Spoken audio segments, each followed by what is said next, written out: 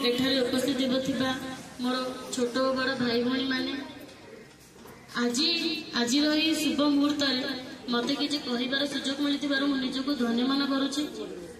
आज आम समस्ते जाचे आज हूँ उत्कल दिवस 1936 एप्रिल 1 तारिख ठारू आम उत्कल दिवस पालन कर आसुले किंतु एई वर्ष ठारू आम ओडिशा दिवस बोली पालन कर आसिबा। आम प्रथम जाना उत्कल दिवस कौन आम प्रथम उत्कल कौन आम जाना उत्कल हेउची आम ओडिशा प्रथम आम नाम थिला उत्कल उत्कल रहा ओडिशा ओडिशा तो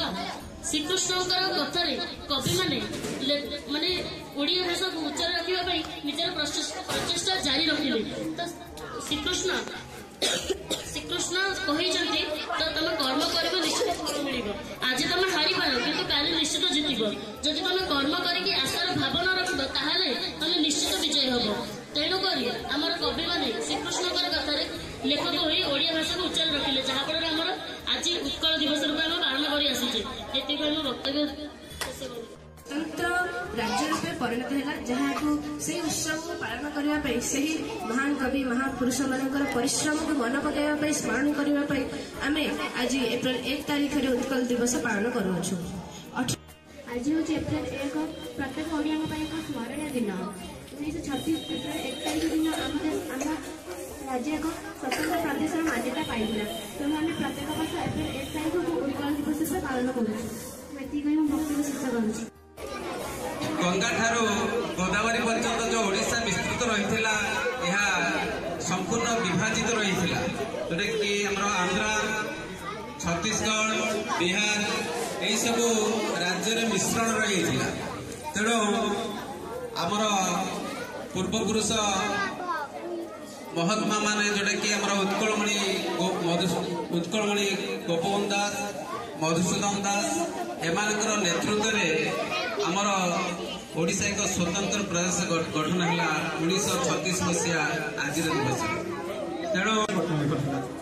यार मुख्य भूमिका थे मधुसूदन दास जहाँ को आज दिन में आम मन करवा जहाँ को जो स्वतंत्र ओडिशा गठन हो पड़ा कुछ राजा महाराज कुशेन्द्र गजपति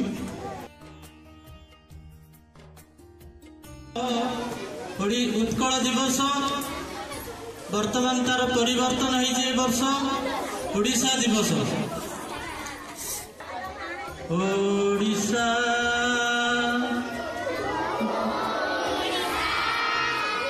मोडिशा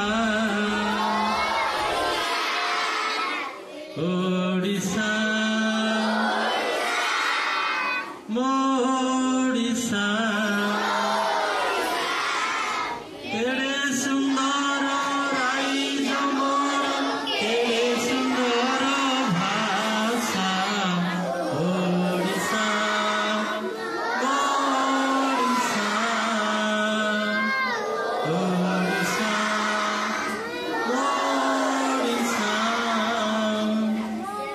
तेणु से विखंडित ओडिशा को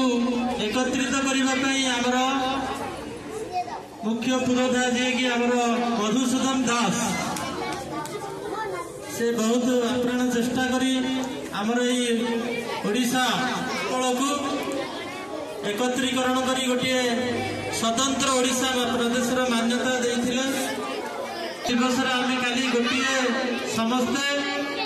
शपथ नेबा आमर ओडिया भाषा को सम्मान देवा मातृभूमि को सम्मान देवा